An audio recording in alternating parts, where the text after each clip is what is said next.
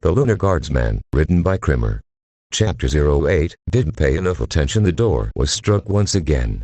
A crack appeared on its surface from this latest hit, the force of it almost breaking it open. Twilight gave the lock a cursory glance. It wouldn't hold out against another one. Violent crashes, roars of rage, and grunts of pain had been coming from the other side for some time now. Twilight had cast a new silencing spell, but being this close to the entrance meant she was inside of the spell's outer radius. She had set it up. "Do you think we should go in and stop them now?" Twilight asked Applejack. Luna's voice thundered from inside the locked room. "I will bucking murder you."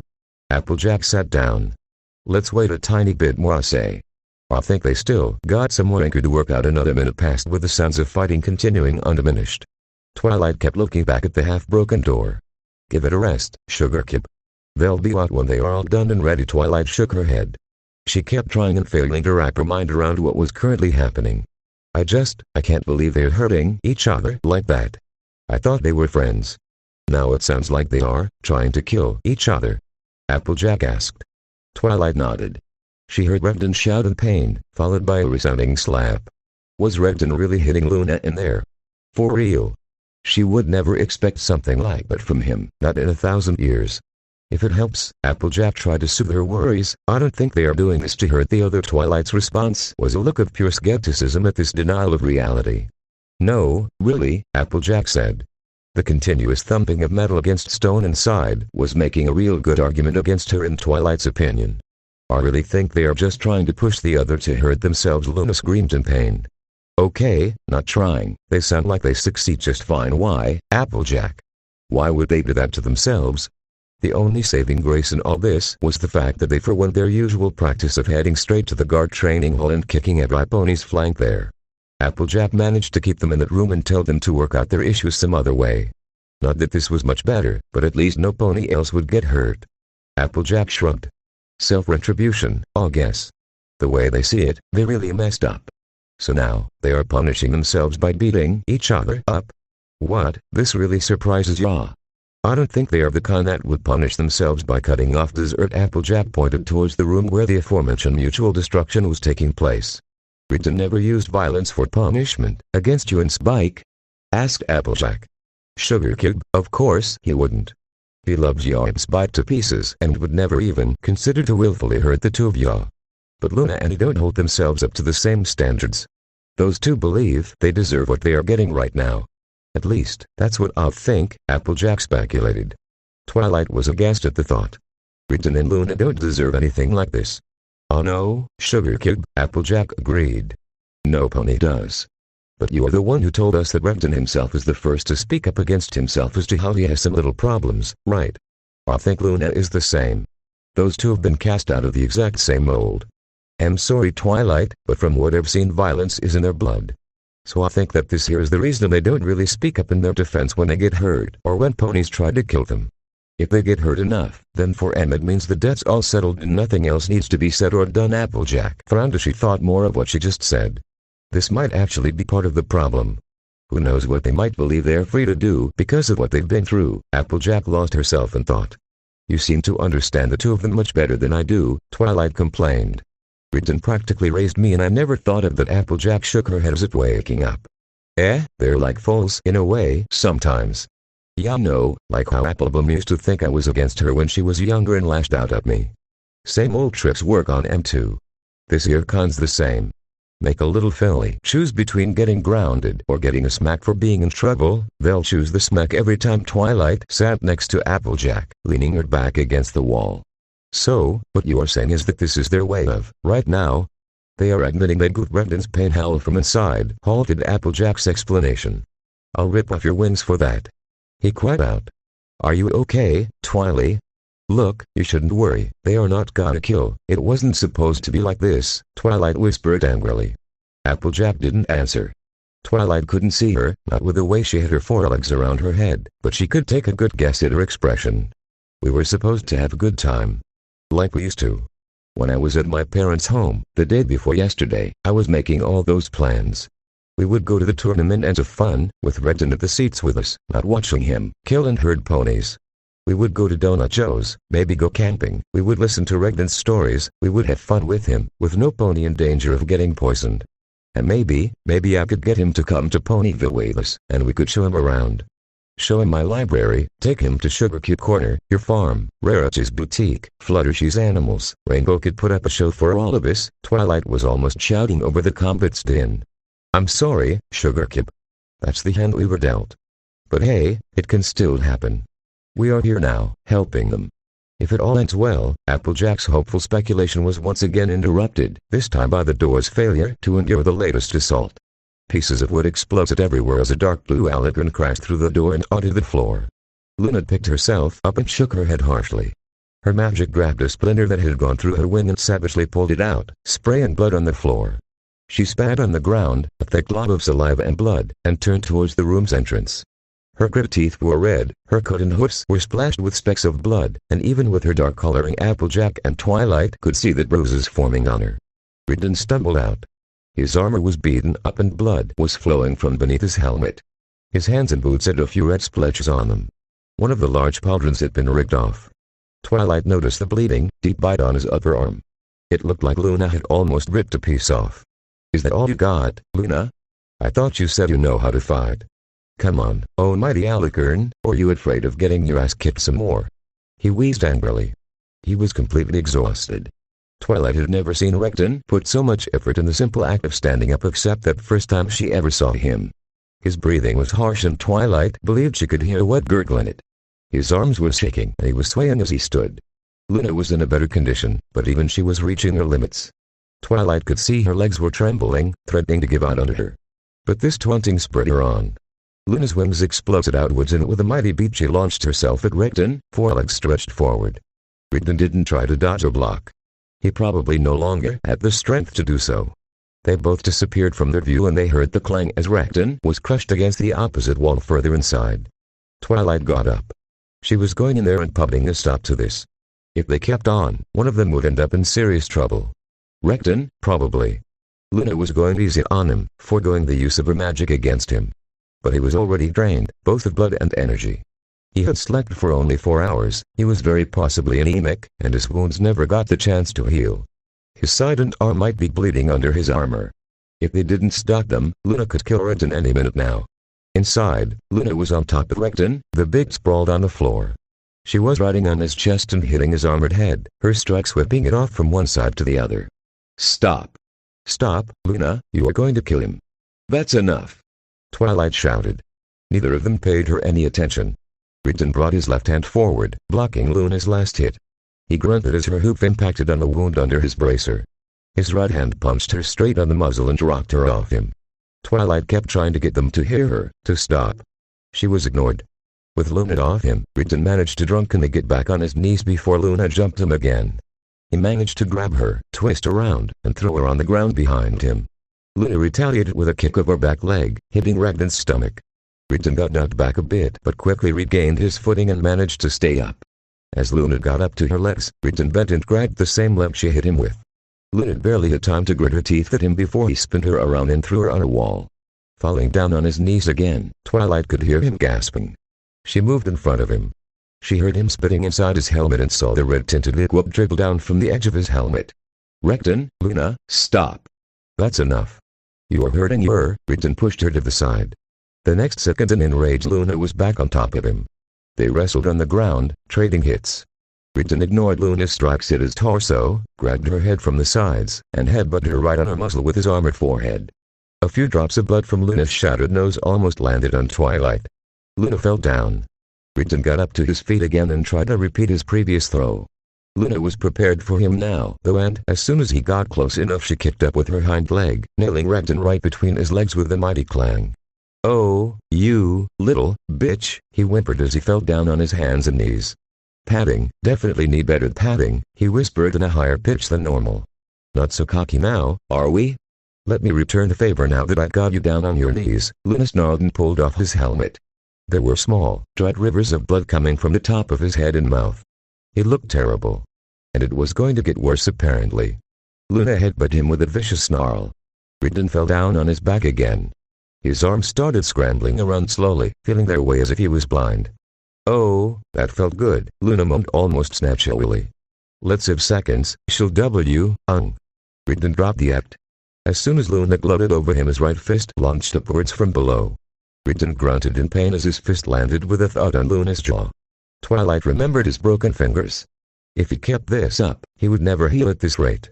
Luna blinked once and then slowly lost her balance, slumping on the floor. Rigden had turned the tables on her. He got on his knees above her as she lay on her back, dazed. He brought his hands together, the two fists side by side, and raised his arms above his head, ready to bring them down on her. Applejack's voice piped up, full of amusement. "Why, Nellie, now this thing right here is getting pretty suggestive, ain't it?" The unexpected comment brought an instant pause to the two fighters.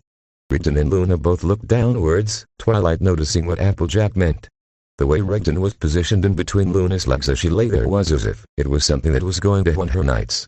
She closed her eyes. Maybe they could go back to beating each other senseless, please. Rigden and Luna didn't share Twilight's opinion. A drop trickled down from Rigden's forehead and fell on Luna's belly. They both snorted as they looked at each other. Soon a loud laughter was filling the room. Rigden let himself fall to the side, next to Luna, both of them laughing like crazy. It took a while for their insanity to peter off. Rigden half groaned, half laughed. "Oh hell, it still feels like I'm going to throw up." "Was it that good for you too?" Luna asked him, still chuckling. Rigden barked in laughter again. He slowly and painfully pushed himself up to half sit on the floor and reached for his helmet. "You dislocated my left shoulder," he complained to Luna. Luna got up to her waddling hoofs. "I believe you did the same to my right hind leg afterwards. Here, give me your arm." She got a hold of Rigden's offered left arm. With a twist and a push she put it back in place with an audible crunching sound. Rigden hissed in pain. "Your turn," he groaned. Luna leaned back down. Rigden got hold of her leg and traced the connection at her flank with his fingers to find the leg socket. "Getting a little frisky, aren't we?" she said, amused. Celestia only knew where she found the strength for that. Twilight noticed how Luna forced herself to breathe through her mouth. "Your adopted daughter and her friend are watching, but if that's what you are in nowadays, don't make me laugh again." "It hurts," he said with a chuckle. He suddenly thrust her leg towards her body and another pop sounded in the room. Luna, to her credit, barely made a peep. Twilight and Applejack cringed quite a bit in her place. "Rigden, how are your stitches?" Twilight asked. What they did was extremely stupid. Pinkie Pie was not out of danger yet. She would need Rigden's unique brand of aid again, and here he was, bleeding himself out on the floor. How would he be able to donate even a drop more if he kept on? How would Pinkie fare without his nullifying blood? What would happen to him if he fell into shock from blood loss? Surprisingly, I think they are okay. Everything feels whole down there. "So," Applejack said, "you all settled then? Done fighting each other? I can't believe we got played like that." Rigden fell back on the floor and leaped down. "We underestimated the Solar Commander," Luna said.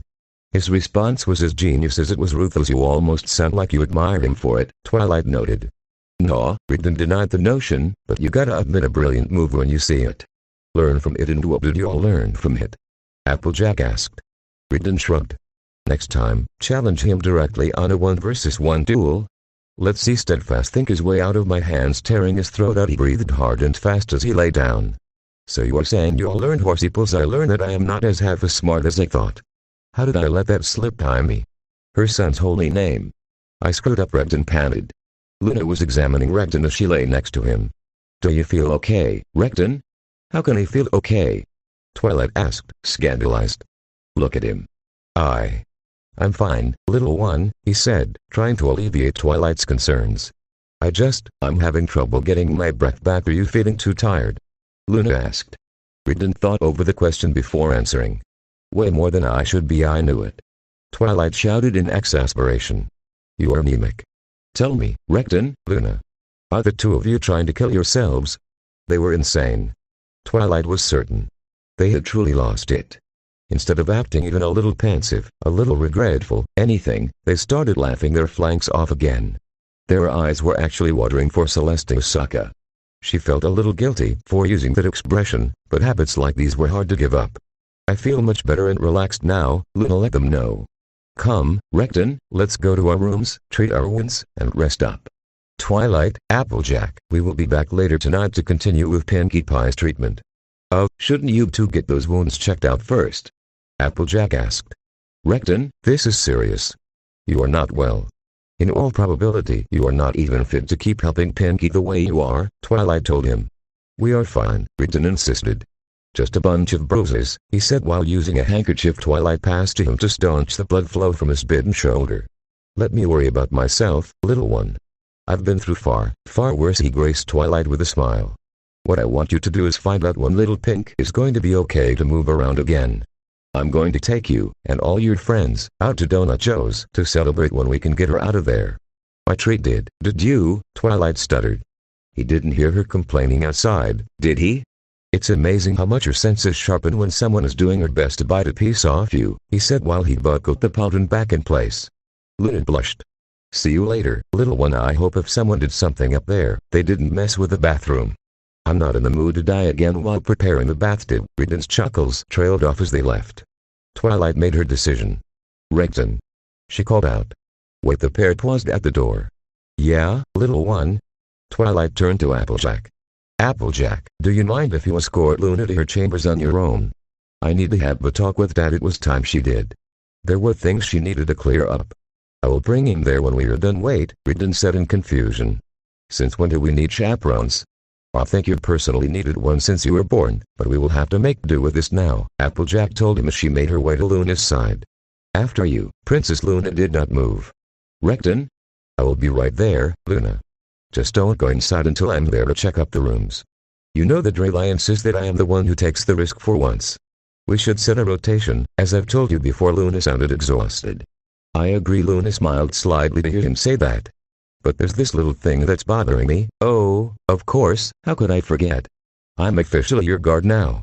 So, no. You'll wait for me. Luna's smile was gone again. She turned around and left with a huff, Applejack rushing behind her. Regan made his way to a chair that was thrown aside and put it back in its place. Have a seat, little one. We should make this quick. Luna will wait for me only so long before she starts searching herself. He leaned against the wall and let himself slip down to the floor slowly. What was the deal with Leaf Stream? Why did you do that? Twilight asked. Their reasoning was beyond them. They trusted almost no pony but an to this. Regan gave a small laugh. Twilight would feel insulted, but she didn't think he was laughing at her. We need a clue, little one. Something to follow. Leaf Stream is someone who has an extremely good reason to want us dead, and we just gave her a way to get close enough to do us a no. This was getting ridiculous. Regan was suicidal. That was the only answer, because the one he just offered made no sense. Ah, little one. So innocent. He reached for Twilight and pinched her cheek. Whoever wants us dead, at least one of them, will try to recruit her. The bait is just too good. Now, we just need to be patient and wait for Leaf Stream to make her attempt. Then, we will question her and we will have our guy. Risky, but it's all we got for now. Twilight understood now. It was a dirty trick in her opinion. You are setting up Leaf Stream. You don't care at all. She is just a pawn to sacrifice, isn't she? You just gave her the matches and now you wait for her to get burnt. Twilight tried to put all the low things she felt about this plan in her voice. Leaf Stream did not deserve this, not after what Twilight saw in her room. Regan lost his smile. Look, little one. When I thought up this plan, you are right, I did not care. Let her burn. That's what I would say an hour before. But, she really impressed me in there, you know. Regan pleaded for Twilight to understand his reasoning. I hope she will decide to take a chance with us. Maybe she will come forward and reveal any conspiracy they try to lure her into. I really hope she does, and if she doesn't, Twilight asked. You must not forget one important thing, Twilight. No matter how Luna acts, no matter how little use of her title we make, she is still a princess. Her safety, her life, comes first. Everything else comes second. Leaf Stream has the chance to do the right thing, or the wrong thing. I will act accordingly. This is not fair to her, Regan. She is no position to make the right choice in her state. Life's not fair. If it was, I would not be a homeless Moor. His voice trailed off, tinged with anger. It's not fair, Twilight. That's life. It doesn't have to be. Twilight contested his reality. If the world isn't fair, then it's your job to make it so. What? When you need food, you don't just whine that you starve and that's how the world is. You farm the land. You work hard and you make a difference. And if enough ponies help, you can have enough food to feed the whole world. Twilight finished her short speech with a strike of her hoop on her chair. Regan was looking at her with wide eyes. That sounds like something your friend Applejack would say. Did she say that? Princess Celestia told me that actually. Justice and fairness do not exist out in the world. They exist in the heart and we make them real through our actions. Princess Celestia told me that the world is not fair herself. She is not blind, Regan. But Princess Celestia, unlike you, is trying to do something about it instead of giving up. Twilight smiled at him. Rigdon kept his face down. Celestia is exceptional. I've never met someone like her anywhere. I thought that, I believed that someone like her was just a dream, a fairy tale. I wish there were more like her. But there are not, Twilight. There is only just one of her. This is a war she can't win. It doesn't mean she will stop trying, Twilight told him. Or that we shouldn't have. Rigdon silently looked at his helmet for some time before putting it on and standing up. Go down swinging, eh? That I can relate to. He clapped his hands together. What do you want me to do then? Twilight got up and they started moving towards the exit together. I want you to give Leafstream a chance. Ask her if anyone came to her before she does something rushed. I think that's stupid. Fine. I will do that, if she says yes. Happy? Close enough, Twilight answered. Rigdon stopped her before going out the doorway. Twilight? You know I am trying to do my best, right? I know you do, Dad. I just think you can do much better. He hummed unconvinced and strode out. Twilight believed she could make him change his tune. He could do better. She had seen it first. She thought back to Leafstream. Something had stirred him in there. Both him and Luna. Perhaps, for all their talk about accepting the world is not being fair, something in them still fought against it. They reached out for Leafstream in their own strange way, but they did for a little while. If Twilight and the girls kept close to them, kept pushing them to be better. You killed my daddy. Twilight pulled herself out of her daydreaming. They had been on their way out of the medical wing, towards Luna's tower. In their path stood a little earth pony filly. Her coat was light green, almost yellow, and her short mane was the same shade of yellow gold that Applejack's hair was. She was tiny. She couldn't have been more than 8 years old at best. She was sitting on her rump, staring up at the armored figure of Rigdon with no trace of fear. Only an intense sadness. It would have been an image that made you scared for the little filly. Rigdon, in his dark armor, was intimidating at the best of times. Now, he was battered and covered in red streaks, looking battle-worn. He was a blood-stained black tower, standing over a defenseless foe. The filly was safe, however. For you could plainly see from the way he stood that if there was some pony who felt fear, it was not her. Twilight walked forward. Are you lost, little filly? My name is Twilight Sparkle. Where is your mother? What are you doing here alone? The foe did not even glance at her. She only had eyes for the frozen figure in front of her. My mommy had to talk with the doctor here. She pointed at Rigdon with her little hoof, accusing him. You killed my daddy. She started crying suddenly, her large eyes filling with fat tears. Twilight could barely watch as they flowed slowly down her cheeks. Why? He was the best daddy in the world. Why did you do that? Why did you kill my dad? Twilight, do something, Rigdon whispered pleadingly. Twilight shook her head and stepped aside. The message was clear. Rigdon had to do this on his own. Twilight would stay near, but for the filly's succor. His stance bellied the betrayal he felt. Rigdon went down on his knees, in front of the unflinching filly. Twilight knew why he was so shaken now. The conversations she had with her friends, the differing viewpoints and opinions, let her understand some things about him more clearly now. Twilight and Spike used to believe that Rigdon was a mountain that had taken a living shape. Not anymore. Now, as he knelt before that orphan filly, one that he could not send away in fear or run away from, Twilight noticed Rigdon's confidence slip. He was afraid and at a loss. He gently reached out for the crying filly but quickly pulled his hand back as if it was burned. His helmet turned to Twilight, silently begging for help. Twilight waited, unresponsive. What is your name, little girl? He asked. Morning Dew, she choked in response. She was looking up at Rigdon again, this time with amazement. Rigdon's gentle, soothing tone, the one he used on a distressed young Twilight, coming out of the dark helmet was something unexpected. Morning Dew, he repeated. I am Rigdon. I'm sorry if you are sorry. Why did you? I want my dad back. Morning Dew shouted. Why did you kill my dad? Twilight hated herself a little at that moment. This little filly did not deserve this. Morning Dew did not deserve losing her father, nor Twilight allowing her to go through this.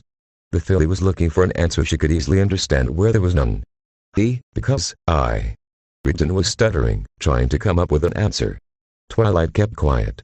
What she was doing was harsh to both of them, but it needed to be done. Rigdon needed to come face to face with the consequences of his actions, no matter whether he was in the right or not. Rigdon's shoulders straightened and with a ferocious snarl he rose up in a fast, smooth action. His right hand took hold of the hammer on his side. Morning Dew stepped back in surprise. He can't be, she thought. Twilight's horn lit up. If he made the slightest move against Morning Dew, she was ready to stop him. Riden's voice became gruff and threatening. I killed him because he got in my way. I crushed him because he wanted to save his friend. I took him from you because he stopped me. I don't like heroes, little Morning Dew. Twilight worked her jaw, making sure it was still in place. What in the name of stupid was he saying? You're evil. Morning Dew sobbed, pointing at her father's killer with her hoof. That's the point. Why else would I kill your dad? I enjoyed it. Renton's fist tightened on the hammer's handle, the material of his glove screeching audibly in the silence. A terrified cry came from the end of the hall. A tan unicorn mare ran towards them and quickly dragged Morning Glory to her in her telekinesis. Please, she sobbed, don't hurt my daughter, not my daughter. She screamed. Morning Dew's mother retreated from Renton's presence, seeking refuge against the threshold of a closed door. Then maybe you should keep her closer to you. Renton snarled, waving his hammer threateningly. Please, please. She is just a little filly, please, she is all I have left, please. Morning Dew was pushed behind her mother's body as she tried to shield her child in any way possible. Renton didn't answer. He slowly holstered his hammer back into the little loop on his belt. He made his way down the hallway, passing them by in quick, long steps. The terrified mother was cradling her daughter, head turned away from Renton and crying, begging mercy for her daughter all the while. Twilight saw Renton turn at the first available corner. She ran after him, leaving the crying pair behind. She caught up to him easily. Once he was gone from the side of the two mayors, he used the wall as a support and almost limped as he made his way to Luna's tower. Twilight ran behind him, rose up on her legs, and hit him on the small of his back, making Renton grunt. Why did you say those horrible things to her? Twilight shouted. She had never felt angrier at Renton. She is just a child. What was I supposed to say? Renton was gasping and out of breath inside his helmet. His voice was full of bitterness and anger. That her father died and left her because a bunch of Marins decided to have the dip measuring contest? That his corpse was used as a stepping stone in a series of escalating, idiotic plans? I took enough from the child. Let her believe that her dad died as a hero, fighting against an evil villain, at the very least. He did so, after all. God knows that if the world really was fair, then I should be the one who died yesterday, not him. Come on, Renton, that's not true. Twilight's anger evaporated by that kind of talk. It brought to mind the contents of Princess Celestia's latest letter. Better that she hate me and want me dead instead of telling her that her dad left her alone in this motherfucking, stupid, unfair existence for no real reason. He growled. Fucking hell, I owe Celestia an apology, don't I? I've been letting her clean up after my shit for so long. He stopped walking to regain his vented breath. Twilight was shocked. She had never heard him swear in Equestrian as much as he did today in all her years combined. Renton punched the wall, hissing in pain and cradling his broken fingers. What the hell am I doing? He whispered to no one. I should just grab Luna and run. We are mad to even try something like this. We are truly mad. We are going to destroy everything. We can't do this. Twilight shushed him soothingly. Dad, it's okay. Me and my friends are here now. We are going to help you. Everything will be alright. We are here for you. Renton pulled Twilight into his arms. Little one, if all of you knew what we did before, it wouldn't change a thing, Renton. Why are you so afraid? Why won't you talk to us? Twilight tried to plead with him once more. Renton didn't answer. Twilight was ready to accept this as another one of those moments when he ignored her questions, when he answered in a low voice. We love you, little one. We don't want you to hate us about an hour before. Luna, Renton, are you sure you don't want to reconsider this? I really don't think Leafstream will want to see either of you. Twilight tried to plead with him. That Pegasus just had her flag taken away from her. The last thing she needed was to see that person's responsible standing in a room. Luna was amused by the whole scenario. I believe the way in which she will regret our visit the most is the lack of weapons in her hood. Oh, yeah, thanks for reminding me. Renton unsheathed the two daggers from his belt and hid them behind his boots. He removed his hammer and laid it against the wall. Temptation removed, he announced.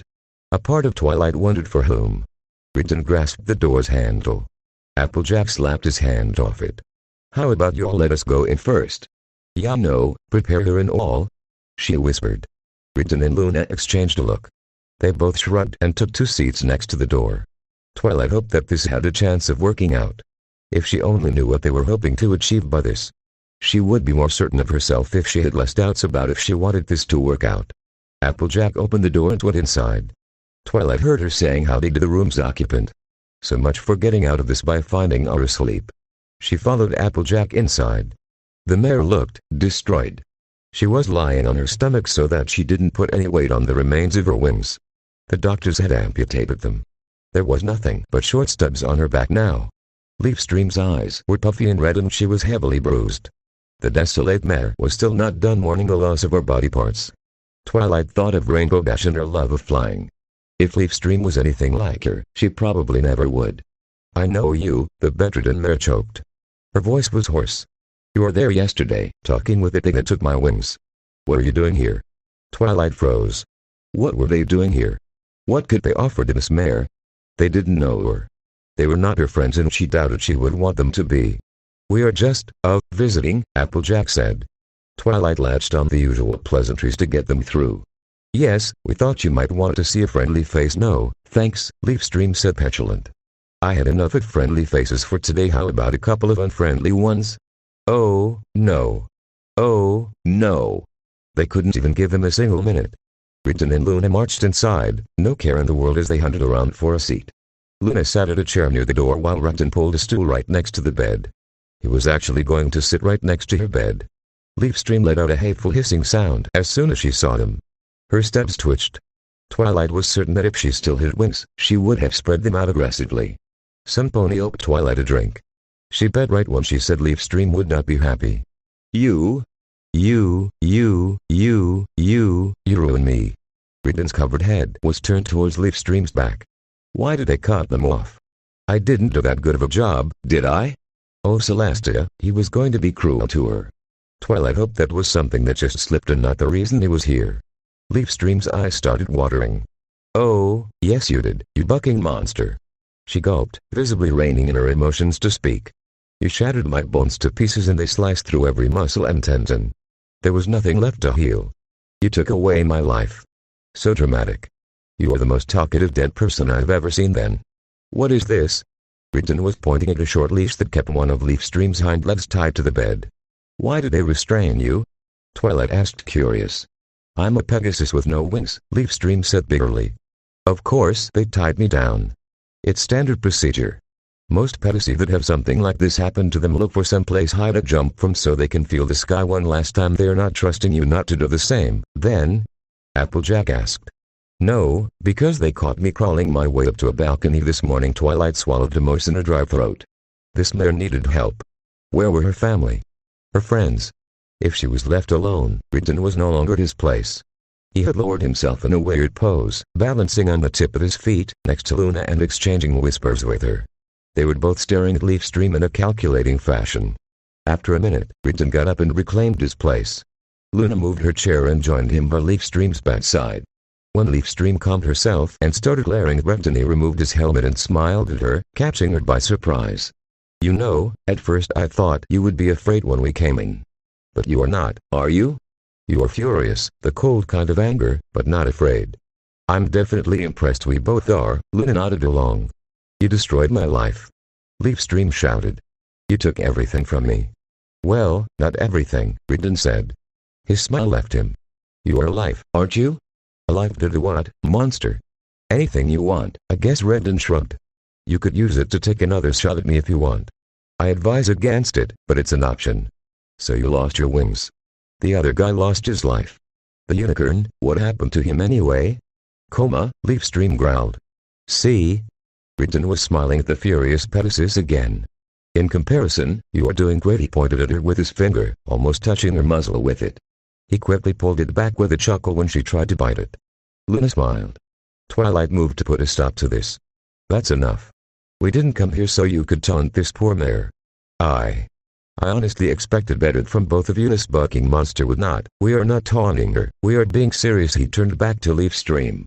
"I bet you think you are standing at the bottom right now. You are not. I know because I have been in that abyss. I threw myself into it, and you, little girl, are nowhere near to even seeing that pit. You are angry at me?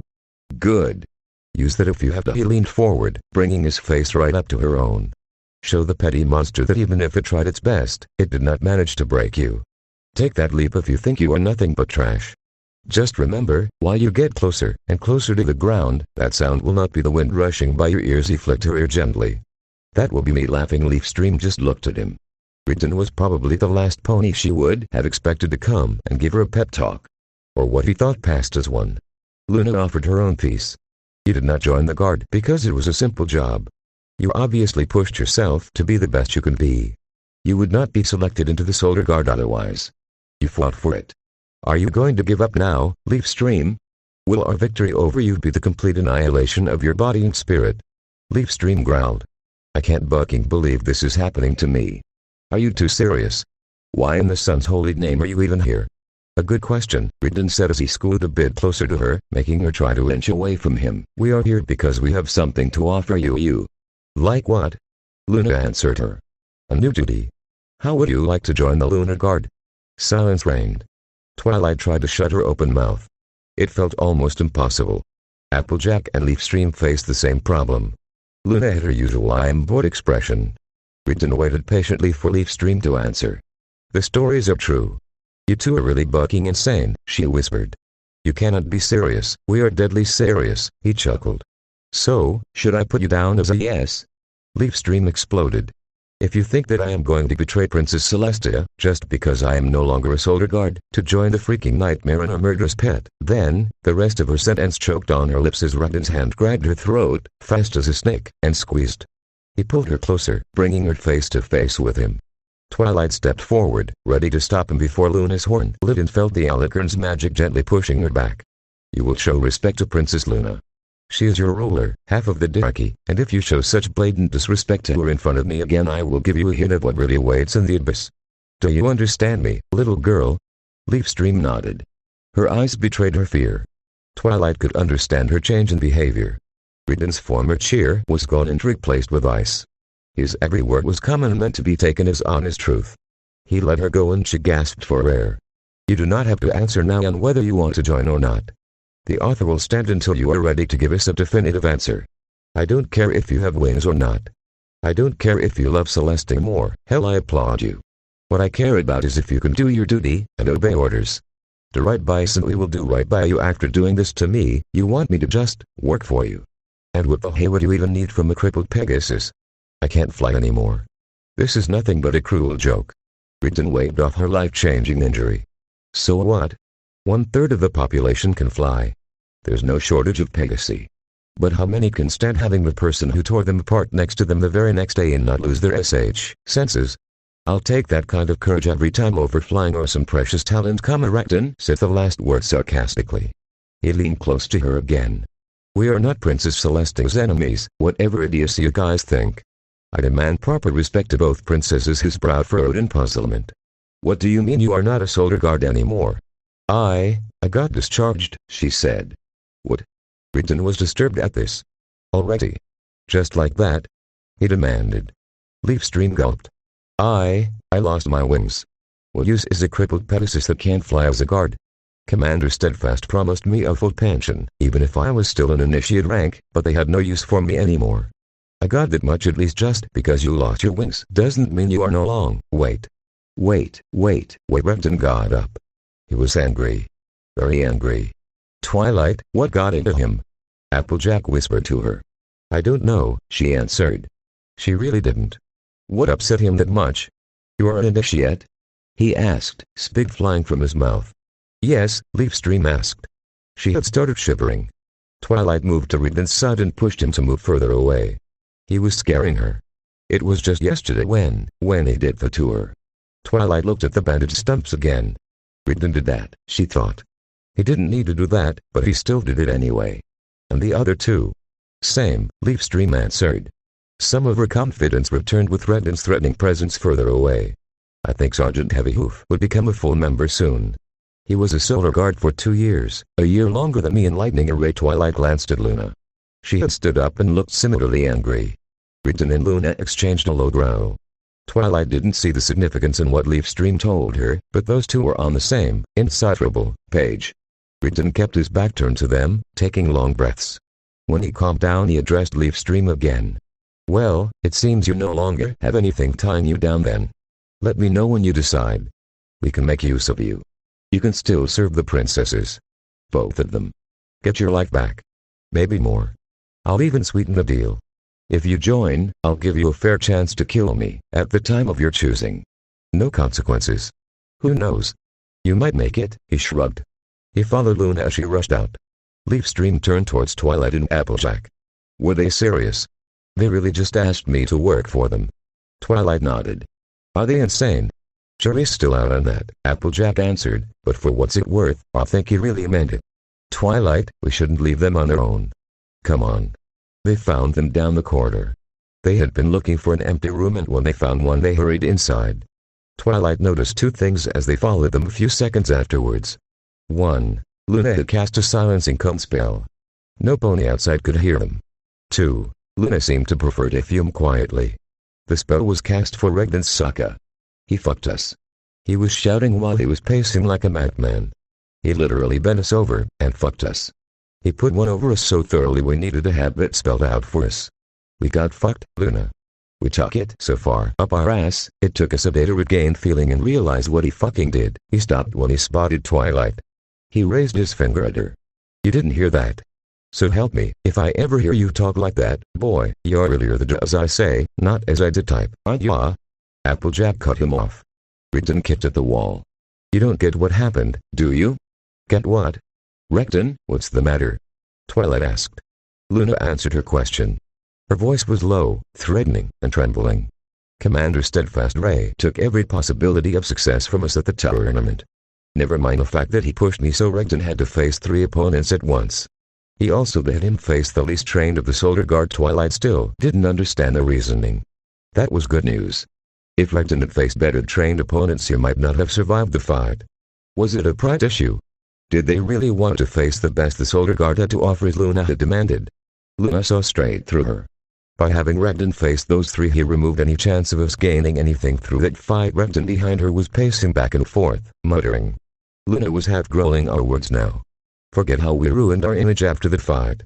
If Regden lost, the Lunar Guard would have fallen to the Solar Guard's dregs, despite my challenge. If Regden won, then his victory would be only against the lowest of their ranks, making it meaningless, especially if he received wounds.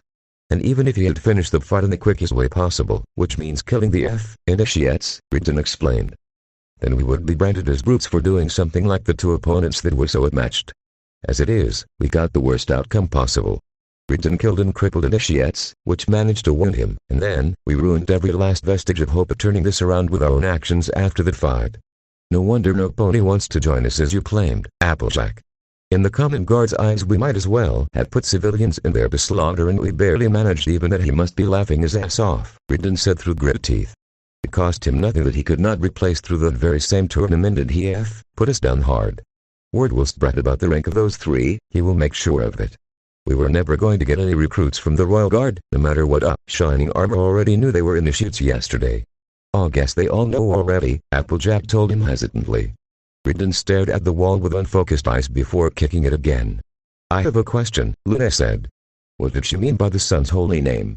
I have heard similar expressions on occasion. I have no idea, Regden said while sullenly kicking the wall again. Just something they say, I guess. Like Celestia Sokka and stuff. I don't pay attention to that crap. I think Steadfast has some similar sayings, like a few others I've met. Leafstream probably got it from him, like a fucking bootlicker. I think he is one of those folk that worship Princess Celestia. Leafstream is probably the same, Applejack said. Regden whipped around. They do what with whom? Applejack spent some time explaining to Regden and Luna about ponies who believed that Princess Celestia was a true deity, offering some examples of ponies who sometimes took it too far. She told them how it often ran in families or villages, that a lot of ponies in some degree had that belief. Twilight scoffed at that kind of thing. Princess Celestia would probably laugh at them if she wasn't afraid that she would insult them by doing so.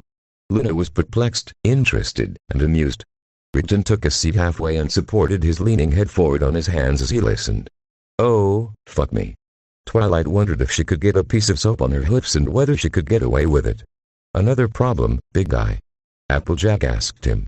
You guys have divinity/belief/tenets. Why didn't anyone tell me you have that? He groaned. I think you mean religion. Twilight supplied him with the proper vocabulary. Thank you, little one. Yes, that. You have religion. You have a religion that worships Celestia. You have a religion that worships Celestia, and you have the best guard regiment under the command of a guy who has a religion that worships Celestia. A regiment that probably worships Celestia in its entirety. Regden was leaning over just this side of hysterical as he went on. Or are you getting at, Regden? Luna asked him with suspicion. He took a deep breath and let out a short laugh. Well, Luna, I got good news and bad news. Which ones do you want to hear first? I'd like some good news. I haven't had those for a while, Luna said with dread. The good news is that Commander Steadfast is not behind any of the assassination attempts, he said sarcastically. And the bad news? Twilight asked. The moment he thinks the two of you really step out of line, he will bring the whole Solar Guard on your heads. Applejack said in Regden's place. Twilight could only stare.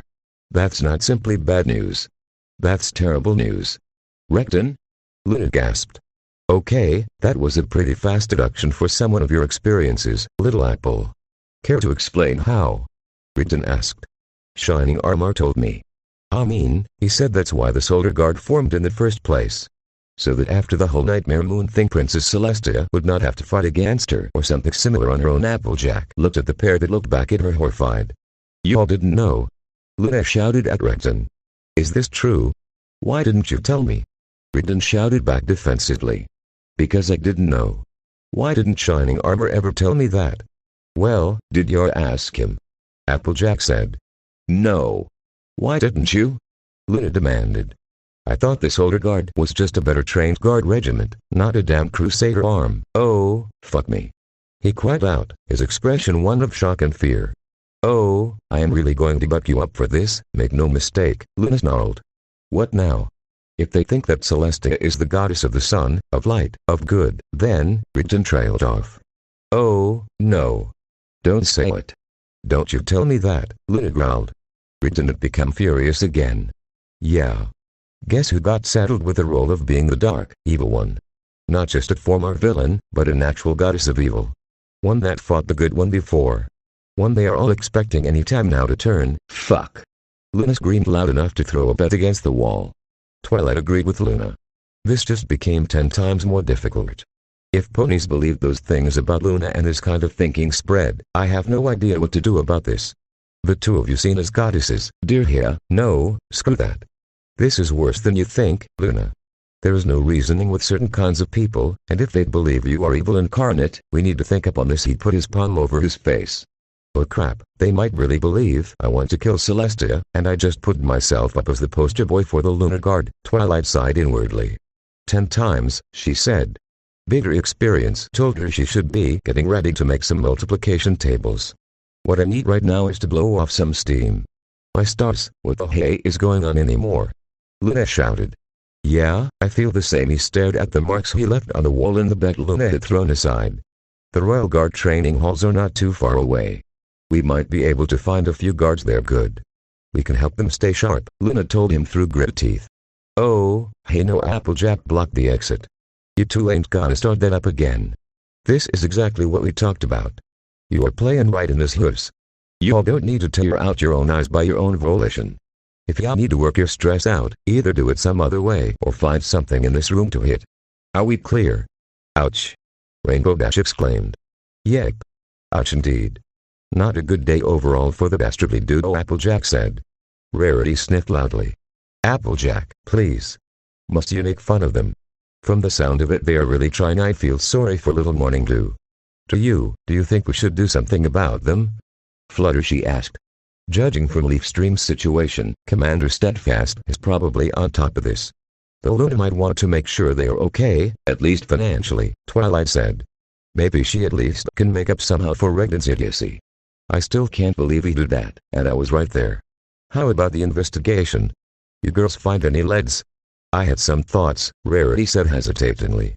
I'd like to believe it's not true, but let's face facts. A new princess in power would unbalance the political landscape and kindle it tremendously as soon as she takes up her duties in full. Plus, from what I heard, the nobles have no love for Regden. More like pure, throbbing hate.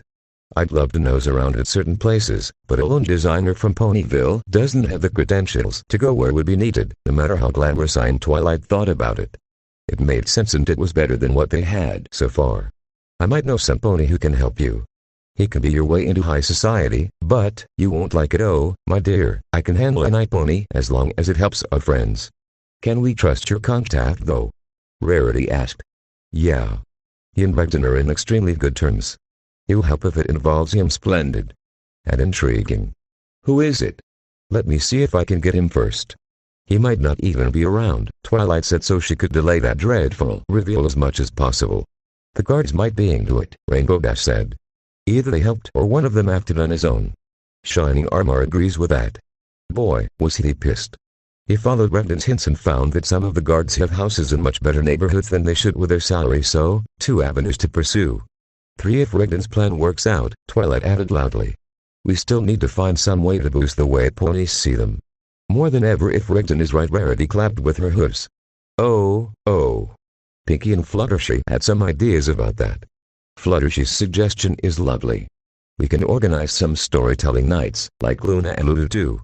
Rigdon doesn't have to be the one to tell all the stories, even though his alien tales will be the main attraction, but we can make a great theme out of them. We should try to attract some families and children especially. If we can pull off a couple of these events, make ponies more used to their presence, that is a great idea. Ponies loved it today. Well done, Fluttershy. Fluttershy blushed while Twilight made a notation on a checklist. And Pinkie's idea? That one was a stroke of genius, darling, let me tell you. Here, I'll let Pinkie Pie explain herself. Rarity pointed to Pinkie Pie's bed. Pinkie Pie was watching as they conversed by her side. It was weird to have her normally exuberant friend stand still and silent, but Pinkie Pie was nowhere near being fine yet. Whenever Pony's attention turned to her, Pinkie Pie motioned to Fluttershy. Folder A3LRPRT, please, she said in a tired voice. Fluttershy passed her a thick folder.